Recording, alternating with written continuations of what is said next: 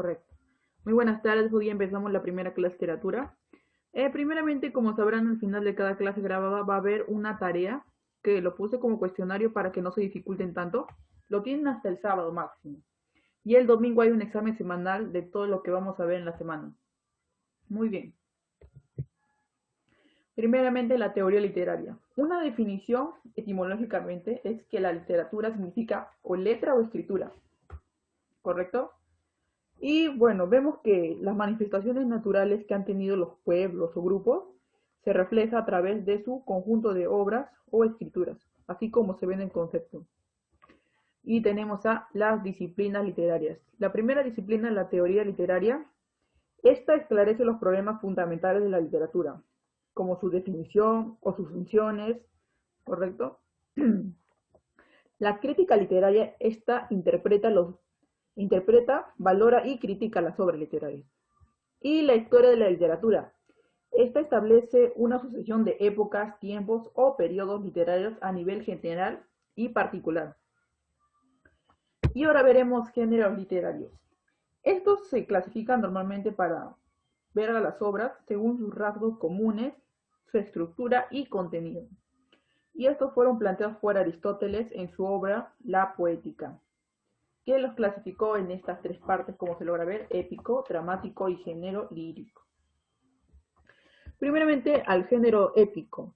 Este está constituido normalmente por la narración y habla sobre hechos grandiosos donde los personajes realizan hazañas heroicas y presentan poderes sobrehumanos. Normalmente acá se habla sobre una alusión al tiempo de algo que ya ha sucedido en el pasado, ¿correcto? Y tenemos a la epopeya. ¿Qué dice la epopeya? Esta surge en la Edad Antigua. Esta resalta las hazañas de un héroe que es importante para un pueblo o grupo. Muy bien. Acá también vemos la intervención de los seres divinos, los dioses, y hechos míticos e históricos. Un ejemplo que les puedo dar es la Ilíada. Al personaje de la Ilíada es Aquiles, ¿correcto? Y a la Odisea, que ahí vemos a Ulises, las obras de Homero, ¿correcto? Acá tenemos al Cantar de Gesta. Esta sucede en la Edad Media. Este relata la historia de un personaje, este es un poco más secundario, ¿correcto? Habla de caballeros, soldados, guerreros, en la cual la lucha es para fortalecerse o proteger a su reino. Acá hablamos más un poco de la fuerza. Y acá disminuye un poco más la fantasía en las historias, ya no hay tantos poderes sobrehumanos y tanta fantasía. Ejemplos, acá podemos ver el Cantar del Mío Cid y el Cantar de los Nibelungos. Los autores son anónimos. En el poema épico, este constituye una variedad que se caracteriza por su corta extensión y menor fantasía. Ejemplos pueden ser Orlando Furioso de Ariosto y La Dragontea de Lope de Vega. Acá vemos al mito. El mito es una narración extraordinaria que tiende a ser religiosa y que aclara un origen del mundo o algo de una gran civilización. Un ejemplo podemos ver al mito de Nailán, ¿correcto? A la leyenda. La leyenda sí es un relato tradicional fantástico, cuya historia es considerada como real. Un ejemplo que tenemos acá en Perú es de los hermanos Ayar, ¿correcto? La leyenda. Acá tenemos al cuento. El cuento sí es una narración que puede ser oral o escrita. Se caracteriza por el empleo de hechos imaginarios o reales también. Bueno, acá se emplea algo más reducido de personajes y solo se desarrolla un tema en principal. Un ejemplo podemos ver Paco Yunque de César Vallejo o Los gallinazos sin plumas de Julio Ramón Ribeiro. A la novela. La novela es una narración extensa escrita en prosa, que presenta un mayor número de personajes, más que el del cuento, y que emplea variedad de historias relacionadas entre sí. Un ejemplo lo podemos ver La ciudad y los perros de Mario Vargas Llosa y El mundo para Julius de Alfredo Bryce Echenique. ¿Correcto? Ahora veremos el género dramático. Muy bien. Este recrea hechos a través de diálogos y movimientos. de los actores, obviamente, los cuales desarrollan una historia en un escenario teatral. Acá tenemos una imagen de cómo los actores eh, cuentan una historia. Mayormente en esta época había más actores masculinos porque el hombre se le consideraba con algo más de derecho, ¿correcto? Creo que sí saben esa parte. Muy bien, ahora veremos la tragedia. Esta presenta un final triste o funesto de un protagonista. Un ejemplo que vamos a ver la próxima clase es de Edipo Rey, de Sófocles, y Orestiada de Esquilo. Muy bien, la comedia. Esta es de tendencia satírica y burlesca. Un ejemplo que les puedo dar de esto es El Lábaro de Molière, y el más conocido que algunos ya sabrán es este Ñacatita de Manuel Asensio Segura. Ahora el drama. Este combina lo económico, lo cómico con lo trágico. Un ejemplo que tenemos de este es La Fuente Ovejuna de Lope de Vega y La vida es un sueño de Calderón de la Barca. Y por último el auto sacramental. Este es más de tendencia religiosa y filosófica. Un ejemplo de esto es Los Reyes Magos, el autor es anónimo, y El Gran Teatro del Mundo, otra vez de Calderón de la Barca. Ahora veremos el género lírico. Este mayormente se usa en verso, como sabrán. En algunos casos nomás se emplea la prosa. Este se caracteriza por la subjetividad del autor, el cual manifiesta sentimientos o emociones de manera predominante en el poema. Significa que vamos a ver varias partes en la obra que van a aparecer, más cosas que quiera expresar el autor. Muy bien. Acá tenemos la oda. Este exalta un personaje o un hecho importante. Un ejemplo podemos dar es A la vida retirada de Fray Luis de León y A la batalla de Lepanto de Fernando de Herrera. La elegía. Esta muestra una profunda tristeza y dolor por la pérdida de un ser querido. Un ejemplo es Coplas por la muerte de su padre de Jorge Manrique. Y la égloga, esta expresa penas ocultas amorosas de los pastores. Un ejemplo es Églogas de Garcilaso de la Vega y Idilios de Teócrito. Correcto. Ya vimos los géneros literarios. Ahora vamos a ver figuras literarias. Muy bien. Una definición corta es que son recursos estilísticos utilizados por un escritor para recrear e intensificar el lenguaje buscando un efecto figurado. Acá tenemos a la metáfora, ¿correcto? Esta es la más importante de la mayoría. Esta consiste en cambiar el sentido de una palabra por otra, pero que aluden indirectamente a ella. Es un sentido figurado, mejor dicho. Acá, un ejemplo. Eres mi sol, mi luna, mis estrellas, eres mi hermosa mariposa. ¿Qué dice? Anthony trata de impresionar a Bella comparándola con las cosas bellas de la naturaleza. ¿Entienden esa parte, verdad? Es, mejor dicho, una comparación implícita que se establece entre un objeto con otro por su relación de semejanza. Un ejemplo más que puedo dar de metáfora es las perlas que adornan tu boca. ¿A qué se refieren las perlas? Las perlas son los dientes que tenemos en la boca. ¿Correcto? Muy bien. Ahora vamos a ver hipérbato. Muy bien. Esta es la figura que altera el orden convencional de una oración para crear armonía. Otra forma de decirlo es que busca cambiar los lugares para crear una forma más bonita de poner una frase. Así decirlo. Un ejemplo acá dice, ¿volverán las golondrinas en tu balcón sus niños a colgar? Esto se ve un poco más bonito, de una forma así decirlo. Pero el orden normal es, las golondrinas volverán a colgar sus nidos en el balcón. Otro ejemplo puede ser, ¿marchitará la rosa el viento helado?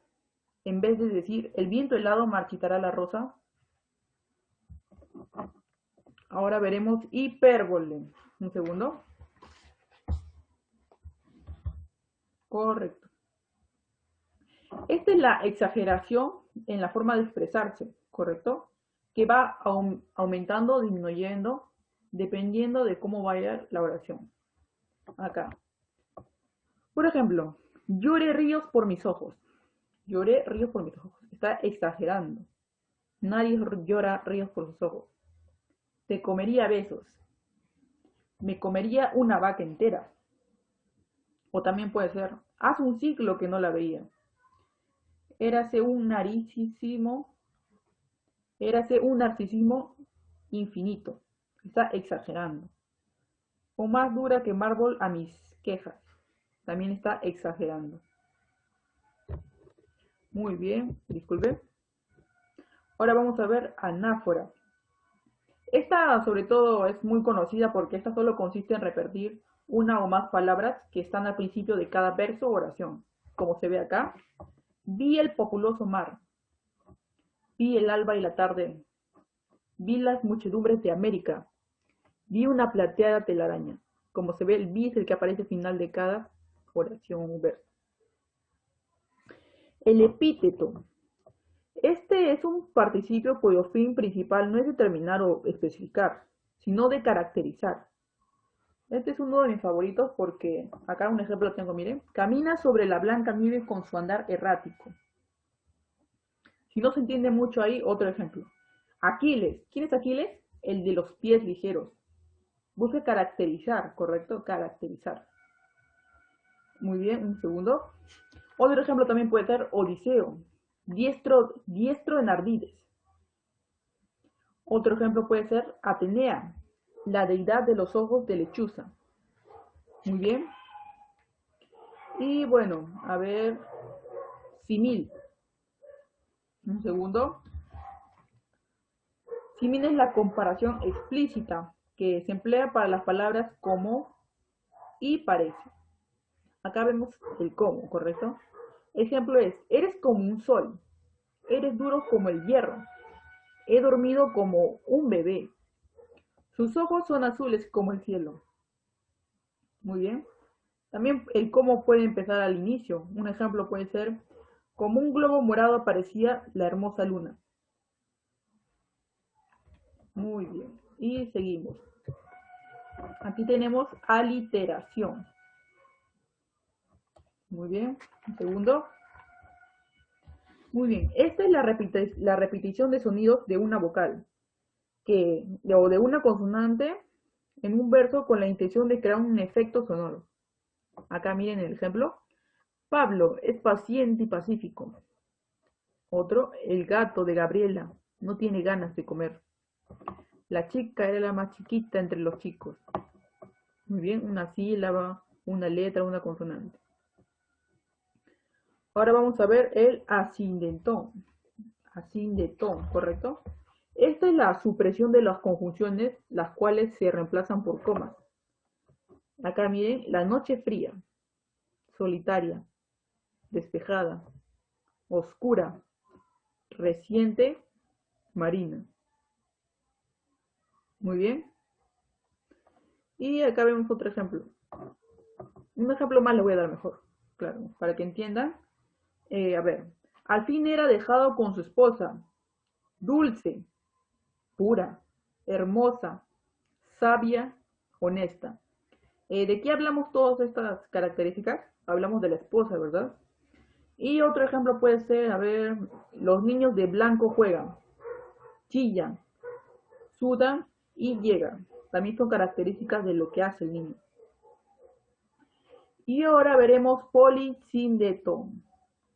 Esta es la repetición constante de las conjunciones o nexos en una estrofa. Acá, por ejemplo, el ni o el no o el i. Acá. Ya no quiero la casa, ni la rueca de plata. Y ríe, y llora, y aborrece, y ama. Y guarda un rastro de dolor y el gozo. Sinécdoque.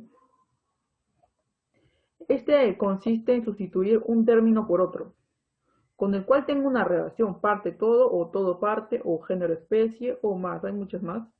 Acá por ejemplo parte todo. Tiene 15 primaveras. Quedó sola con 4 bocas que alimentar. Se refiere a los hijos. La parte todo. Llegó la policía. Muy bien. Acá habla de todo parte, claro, porque la policía, no todos los policías, solo una cantidad nomás.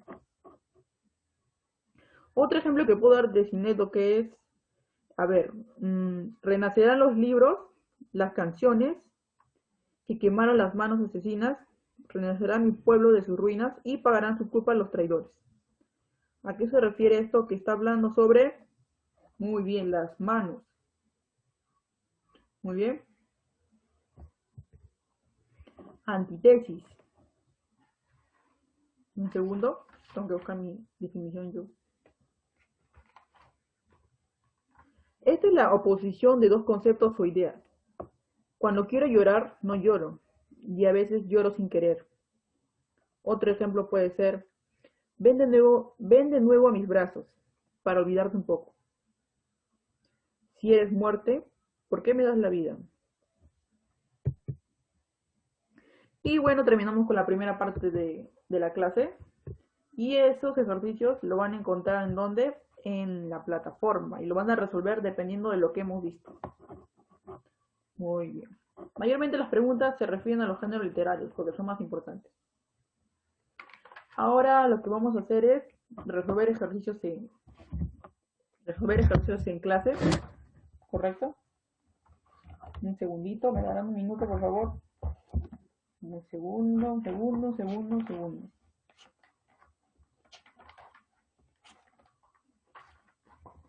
Un segundo, un segundo.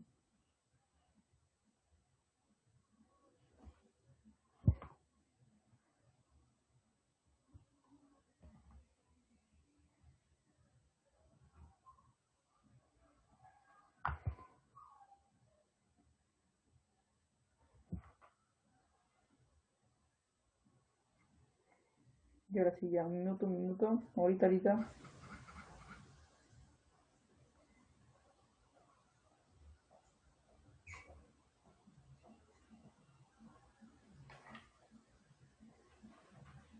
Y ahora sí.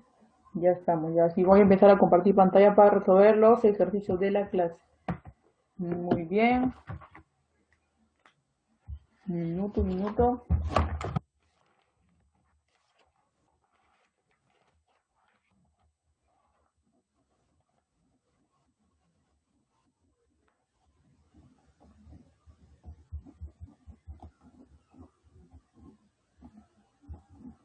Listo, ahora sí. Ya compartiremos la clase. Un segundo. No sé si logrará ver, dejar de compartir.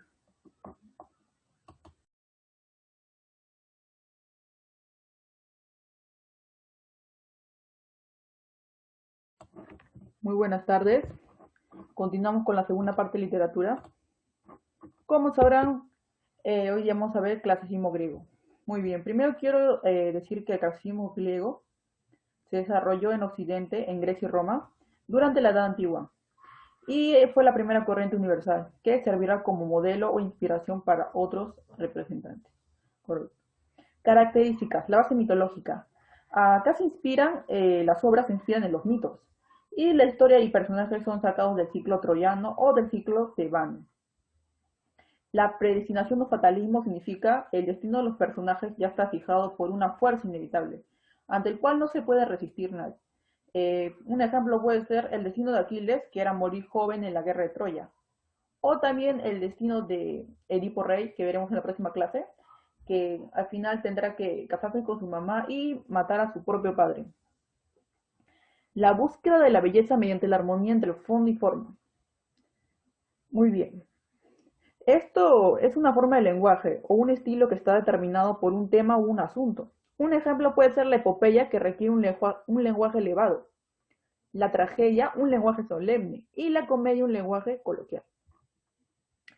¿Qué es didáctico? Es un afán de inculcar valores aristocráticos. Acá esto no debió ir, fue un error, disculpen, racionalismo nomás. Esto es bueno, se evidencia como una religión racionalizada. Acá se habla que los dioses ya están sistematizados u organizados, que ocupan un reino específico. Nada puede suceder por milagro. Los dioses aparecen como una forma de explicación de los cambios bruscos en la vida de los seres humanos. Y por último, el antropomorfismo. Acá las divinidades tienen características humanas, físicas como alimentarse, beber, otras cosas, otras características más. Las psicológicas también pelean como los humanos, engañan, tienen vicios y mucho más. Y bueno, antes de entrar a las obras, quiero hablar un poco sobre los representantes. Primero, en la etapa jónica o arcaica, tenemos en la épica a Homero. Él escribió la Ilíada y la Odisea. A Hesíodo, él escribió Teogonía y los trabajos y los días. En la lírica, el representante Safo escribió Canto a Afrodita y Epitalamios. El representante Píndaro, Epinicios. Ahora entramos a la etapa ática o clásica. Ahí tenemos al representante Esquilo, Sófocles y Eurípides. En la etapa alejandrina tenemos a Teócritos con su obra Idilios, a Apolonio de Rodas con su obra Los Argonautas. En la etapa latina tenemos a Virgilio con su obra La Eneida, a Ovidio con Metamorfosis y a Horacio con Odas. ¿Correcto? Y bueno, antes de entrar a las obras, vamos a hablar un poco de Homero. Él había vivido en Jonia, posteriormente, ¿correcto? Es donde había fundado una escuela de cantores homéricos. Y acá se habla un poco de la cuestión homérica, que es una controversia que ha causado la autoría de los poemas homéricos. Muy bien. A lo que se refiere esto es que no se saben si las obras de Homero en realidad son de ellas. O sea que puede ser que hayan sido otro escritor y él posiblemente los haya copiado, los haya escuchado y simplemente él los ha plasmado en las obras que ha escrito. Y tenemos características de Homero. Él era un aero, que es un cantor épico de la antigua Grecia. También compuso los poemas para ser escuchados. Y también usó un lenguaje especial, artificial, un lenguaje poético esencialmente literario, no era hablado en las conversaciones comunes y cotidianas. Describe un mundo aristocrático guerrero, exalta valores aristocráticos y se basa en los mitos del ciclo troyano, mejor dicho, en la guerra de Troya. Sus obras son la Ilíada y la Odisea. Y vamos a analizar ahora aquí la Ilíada. La Ilíada es de género épico porque narra las hazañas de héroes, como sabemos. Su especie es la epopeya heroica porque narra hazañas de un personaje que cambia, sobre todo que tiene que cambiar algo de un grupo o de una población, que tiene que definir algo. Y se divide en 24 cantos la obra. El narrador es omnisciente y narrador lineal. El verso es hexámetro, propio para la epopeya. Muy bien. Acá vamos a ver algunos similes que quiero recalcar. Por ejemplo, el de los pies ligeros, Aquiles. El del tremolante casco es Héctor. Asolador de ciudades, Ulises. Fecundo en ardides, Ulises también. Pastor de hombres, Agamenón. El que amontona las nubes, Zeus. La de niveos brazos, Hera. La de argentados pies, Tetis. La de brillantes ojos, Atenea, como sabemos. La de ojos de lechuzas, también Atenea. El caballero gerenio, Néstor. Ciudad de las anchas calles, Troya. Acá los personajes son más aristocráticos y divinos. Como sabemos, el tema principal de esta obra es la cólera de Aquiles.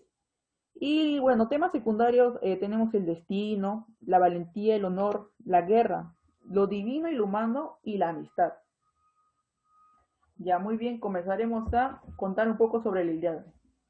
Primero quiero hablar un poco sobre la manzana de la discordia. Como sabrán, todo comienza con un banquete celebrado para festejar las bodas de la Nereida Tetis con Peleo. La discordia, la diosa, arrojó una manzana con la siguiente inscripción. Primero decirles que ella hizo esa manzana porque estaba muy molesta, porque no la habían invitado a la fiesta, porque como es discordia, siempre va a tener discordia a la fiesta.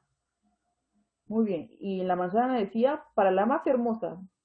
Y ahí aparecieron Hera, Afrodita y Atenea, que eran las principales diosas, y se estaban peleando o disputando la primacía de belleza, y eligieron como juez a Paris, el más hermoso de los hombres, hijo de Priamo, rey de Troya. Las diosas, las diosas descendieron del Olimpo en busca de Paris. Hera, la casta, majestuosa esposa de Zeus, ofreció a Paris hacerlo el más poderoso entre los hombres. Atenea, diosa de la sabiduría, lo tentó con los dones de la inteligencia. Muy bien. Disculpe un segundo.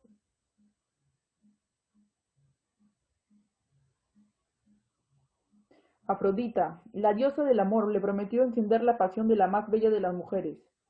París, como hombre hermoso, obviamente, decidió entregar la manzana a Afrodita. Luego, guiado por la diosa, raptó a Helena, esposa de Menelao, rey de Esparta, y la condujo a Troya en una nave de velas rosáceas, que impulsaba la propia Afrodita. Agamenón, rey de Micenas y hermano de Menelao, llamó a sus huestes y decidió partir en guerra contra Troya.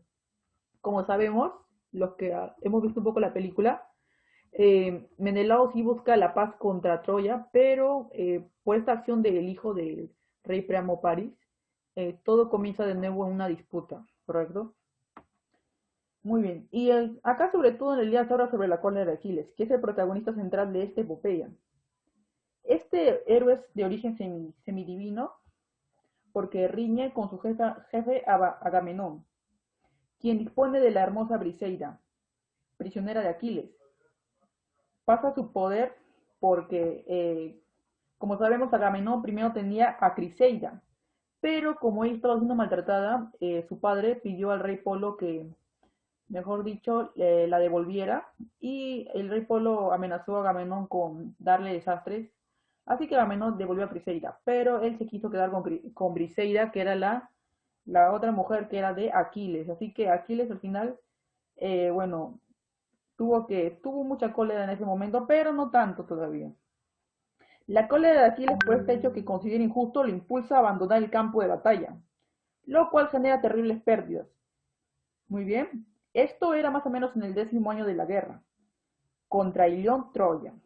Pese a los ruegos de los amigos de Aquiles, persiste en su actitud excediéndose de lo razonable. Patroclo, amigo de Aquiles. Como sabemos, en esa época los hombres eran más valorados que las mujeres, así que tener una pareja hombre y a una pareja mujer, la pareja hombre era más especial. Muy bien, muy bien. Amigo de Aquiles, le solicita autorización para ayudar a sus amigos griegos aqueos y sale a combatir con las armas de Aquiles. Héctor, héroe máximo de los troyanos, da muerte a Patroclo, hecho que hiere profundamente a Aquiles y lo motiva a volver a combatir con el único deseo de vengarse de Héctor. Pese a los consejos de su padre, Príamo y Hecuba, Héctor se enfrenta a Aquiles y es derrotado.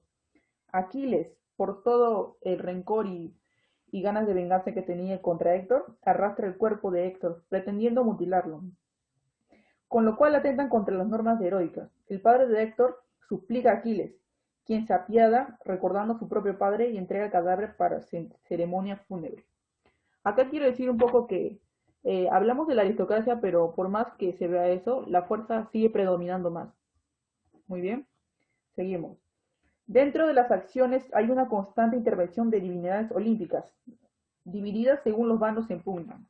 Troya versus Aqueos, muy bien. Correcto. Este es un argumento el más importante, ya sabemos el final, creo la mayoría. Ya sabemos que el tema principal es la cólera de Aquiles y sus funestas consecuencias para el ejército aqueo. Muy bien. Y hasta ahí un argumento corto de la Ilíada. Espero que les haya servido un montón.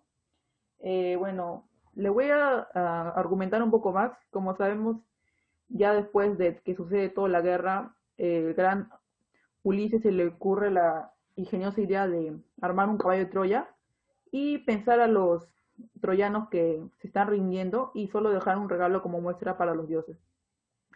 Y obviamente adentro del caballo todos sabemos que habían bastantes soldados de aqueos. Entonces entraron adentro del castillo y pues al final ganó la astucia de Ulises, pues como vemos. Y sabemos que al final Aquiles muere en su talón porque Héctor le dispara una flecha. Muy bien. Ahora entramos a la Odisea. ¿Qué sucede al mismo tiempo después de la guerra de Troya? Un segundo. Tengo acá mi resumen. Yo, ¿qué hice? Listo. Correcto. Muy bien. Ahora, acá voy a dar unas características. Este también es de género épico porque también narra hazañas de héroes. Es también epopeya heroica. También se divide entre 24 cantos y también tiene un verso hexámetro igual que el Iliad. Muy bien. Acá también el narrador es omnisciente y se aprecia también el narrador personaje, el cual narra su propia historia, como el caso de Ulises y Menelao. El uso de epítetos también lo tenemos acá, fecundo en ardides, que es Ulises, la de ojos de lechuza, Atenea, el que sacude la tierra, Poseidón. Acá se describe costumbre de los pueblos. El tema principal de esta obra es las aventuras de Ulises acontecidas en el retorno a su patria, Ítaca. Los temas secundarios son la astucia, el amor a la patria, la fidelidad de su esposa, el amor a la familia y el fatalismo. Ya sabemos que el fatalismo es el final inevitable, ¿correcto? Muy bien, ahora sí, empezamos. La epopeya gira en torno al regreso de Odiseo a Ítaca, Ulises, su ciudad natal. Al término de la guerra con Troya, con el propósito de reencontrarse con su familia, en la isla de Ogygia, la hermosa diosa Calipso retiene a su bienamado Odiseo, rey de Ítaca. Ya han pasado 7 años desde que viven juntos, pero el griego siempre está pensando en ver a su esposa, Penélope, y a su hijo Telémaco. Después de 20 años de ausencia, Telémaco ha salido de su patria en busca de noticias de su padre. Visita primero a Néstor, luego a Menelao. Palas Atenea aconseja al muchacho de regresar inmediatamente a Ítaca. Lo que sucede es que Odiseo ya no está en Ogygia, pues Calipso no ha tenido más remedio que asumir lo que aconsejó Atenea enviados por Zeus, liberar al héroe. Esta parte quiero aclarar que la diosa Calipso lo suelta porque Atenea va en defensa de Odiseo y le dice a Zeus que él ha sido bueno, ¿cómo decir? Ha dado muchas ofrendas a los dioses y no se merece el destino que le está sucediendo. Y Zeus amenaza a la diosa Calipso con, bueno, hundir la isla. Por lo tanto, él termina soltándola. Ella, disculpen, termina soltando a Odiseo, a que regrese a su patria.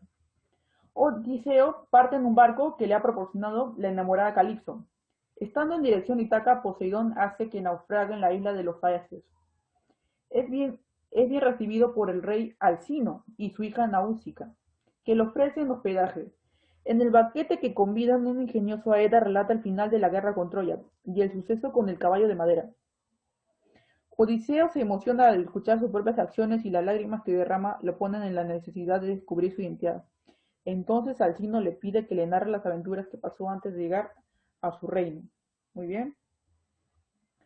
Bueno, antes de que él naufrague en esa parte, bueno, es que él llegó a una isla con sus camaradas y obviamente ahí conoció al cíclope Polifemo. Y como ahí encontraron sus, ¿cómo se llama esto? Los quesos y todo su rebaño de ovejas que tenía Polifemo. Muchos de los soldados o camaradas de Odiseo comieron de sus propios, de lo que tenía Polifemo. Entonces, decidió comérselos uno por uno. Pero igual se los iban a comer aunque no hubieran hecho nada. Gracias a la astucia de Odiseo, lograron salir de la cueva, pero obviamente lo cegaron un ojo. Y debido a ello, Poseidón hizo que naufragaran y llegaran a esa isla. ¿Correcto? Continuamos. Odiseo los tiene maravillados con sus narraciones. En el país de los lotófagos, los que comen la flor del loto olvidan a su patria. El encuentro y engaño del cíclope al feroz Polifemo, la estadía con Circe, la hechicera que convertía en cerdos sus hombres, los hombres monstruos marinos, Escila y Cariddi, los engañosos cantos de las sirenas en que Odiseo hace un alarde de astucia, y la mansión de los muertos, y por último el reencuentro con su madre. Con ayuda del rey Altino, Odiseo llega a Ítaca. Atenea lo transforma en un mendigo para que nadie sospeche de quién se trata, y él pueda saber quiénes se manifiestan fieles a su mandato. Con gran emoción se encuentra con su hijo Telémaco. Ambos planean acabar con los pretendientes de Penélope, quienes solicitaron constantemente su mano. Como sabemos, gracias a la inteligencia de Penélope, ella siempre propuso que iba a elegir un pretendiente, pero que cada noche que iba a elegir un pretendiente cuando terminara de tejer la prenda, pero muy inteligentemente ella cada noche destejía todo para que pasara demasiado tiempo y así no sospecharan. Muy bien. Ella no sabía cómo evadirlos, pues descubrieron que destejía en las noches lo que avanzaba durante el día, y entonces promete que se casará con quien logre tensar con firmeza el arco y atraviese 12 anillos. Como sabemos, eso solo lo podía hacer su esposo Ulises, o Odiseo. En la prueba ninguno puede tirar la flecha, siquiera, y solo el mendigo extranjero Odiseo logra hacerlo.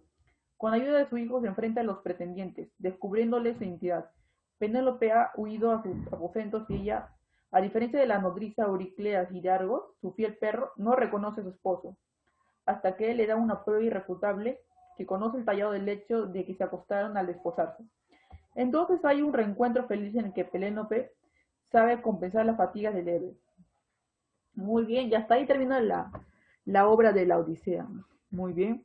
Como sabemos, en cierta parte Odiseo termina vengándose, pero no termina, las personas que, su familia de los otros pretendientes, lo dejan ahí gracias a que Atenea interviene. Y todo termina en la obra ahí. ¿Correcto? Hasta ahí terminamos la lectura de la obra.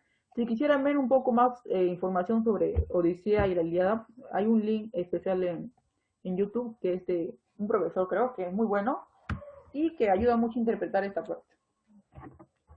Hasta luego.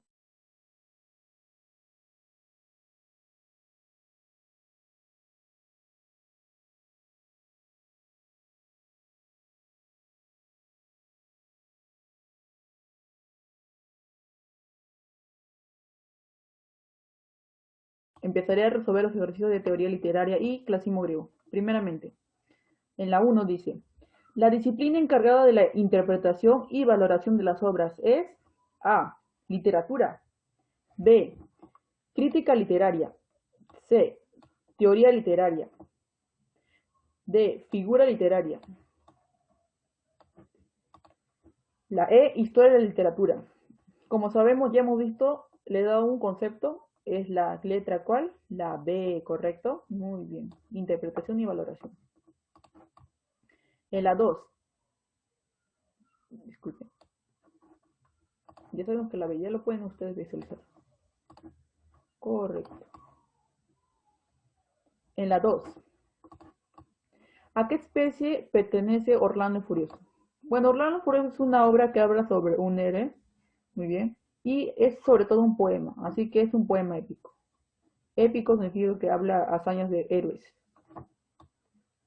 Identifique la narración extensa que presenta una serie de historias relacionadas. Muy bien. Cuando habla de historias relacionadas, nos referimos a la novela. Si fuera solo una, sería un cuento. Si fuera de hazañas, sería epopeyas. Si fuera mito, habla sobre algo de fantasía. Y leyenda también, pero un poco más extenso.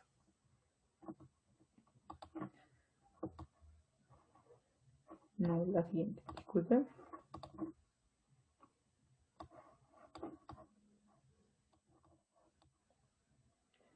Ah, no aparece, disculpen. Listo. En la 5, respecto a las figuras literarias, indique los enunciados correctos. En la 1 dice, la hipérbole es una comparación implícita.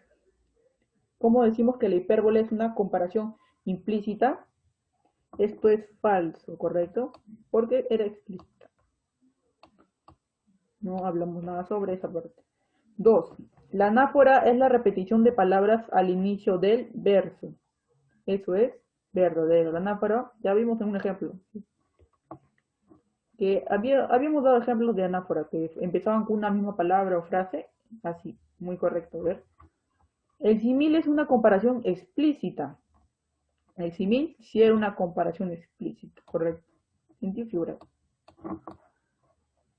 Y ahora la 6.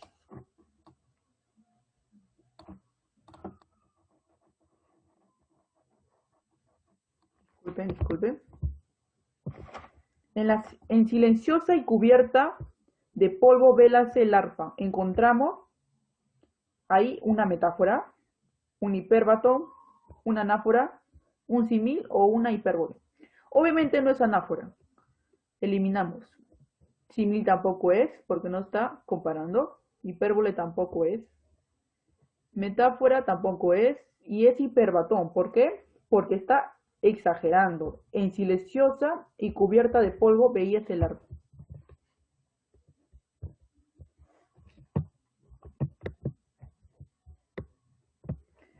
7.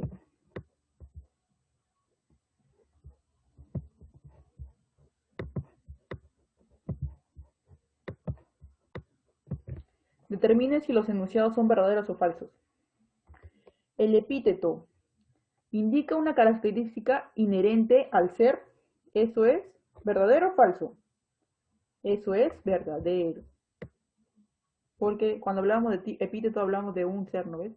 Eh, como de Ulises o de Aquiles, ¿correcto? En la 2, la oda pertenece al género epopeya. Eso es falso. La oda no pertenece al género epopeya.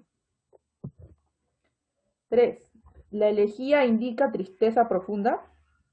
Sí, la elegía indicaba tristeza. Muy bien. El ensayo no es considerado un género literario. El ensayo no era considerado un género literario, por si acaso. Y la clave es la E.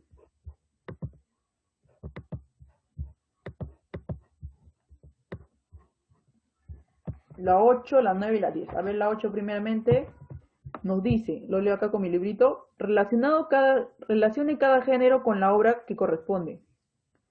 Acá la 1, que es narrativo, ¿esa con quién va? La 1 va con la, lo voy a relacionar acá. Acá está. El narrativo con las gallinas sin plumas. Correcto.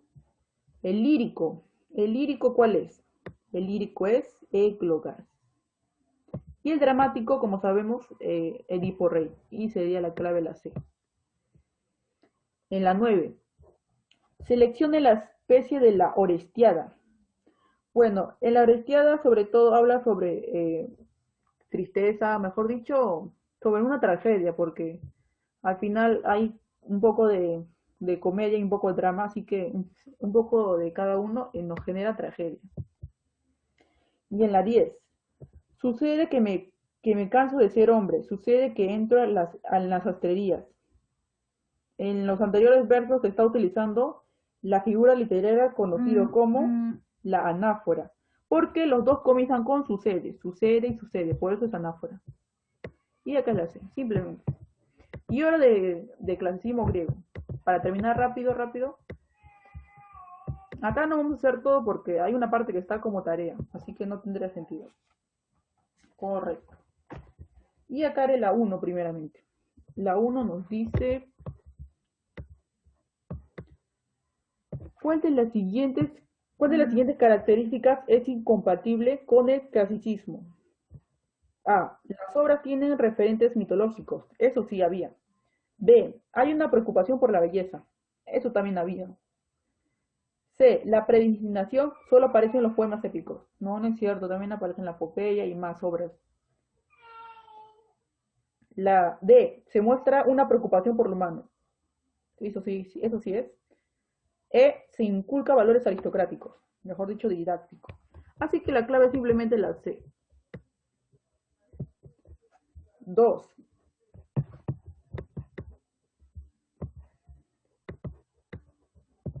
¿Qué enunciado es ajeno a los poemas homéricos? A. Fueron compuestos en un lenguaje artificial. Eso sí es cierto, por si acaso lo dice. B. Los epítetos son una muestra de que pertenecen a la tradición oral. Eso también. Ambos poemas están escritos en versos hexámetros. Eso es obviamente hexámetros en la obra de Ilíada y Odisea. D. La Ilíada posee más cantos que la Odisea. No, los dos poseen la misma cantidad de cantos. Ambos poemas empiezan con una invocación a la musa. Eso también. La 3. Esto es ajeno, correcto. ¿Cuál de las siguientes alternativas es incompatible con la Odisea? A. Muestra un narrador personaje. Esto sí se cumple. B. La narración es cíclica. Eso también, porque hablamos de tiempos y épocas. C. Presenta el uso de fórmulas llamadas epítetos. También hablamos de fórmulas, muy bien. Y también hay epítetos en las obras. D. Hera protege a Ulises por ser su preferido. Eso es falso. Hera no protege a Ulises. Atenea lo protege. Y fue escrita en verso hexámetro. Eso es obviamente que sí. Y la otra mitad de acá son ejercicios de tarea. Así que eso no lo voy a hacer. Eso lo van a ver en su tarea, por si acaso. Y por último acá 2, porque también puse uno de tarea acá. La 10 no, porque la 10 está en su tarea. 8 dice, ¿qué personajes aparecen tanto en la Ilíada como en la Odisea? Y acá la clave sería simplemente, vamos a buscar, vamos a un momento acercar para poderlo visualizar mejor.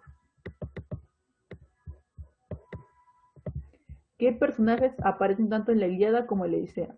Ulises aparece en la Odisea y en la Ilíada, Agamenón también, Príamo también, pero esto, disculpen, tiene que aparecer en los dos a la misma vez.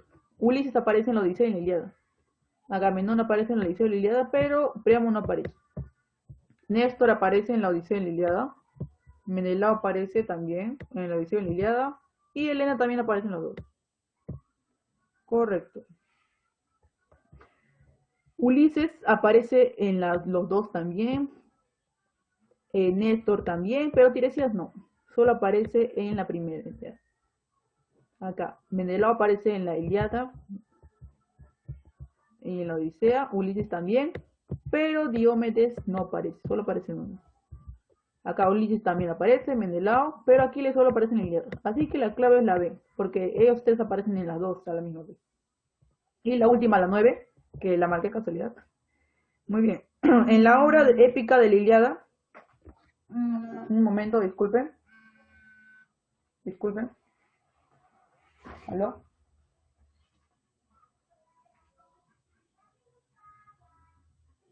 ¿Aló?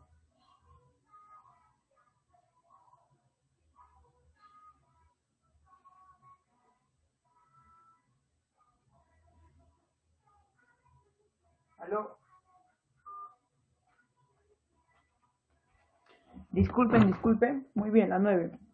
En la obra épica La Ilíada, los dioses participan en batallas apoyando a uno de los bandos en disputa. Diga cuáles de los dioses siguientes apoyan a los troyanos. Esa parte de bando de dioses no lo dije en la PPT, así que lo voy a decir ahorita.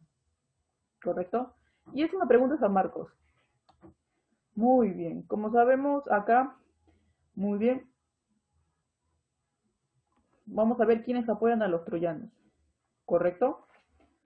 Como sabemos, Afrodita se apoya a los troyanos. Afrodita. ¿Correcto?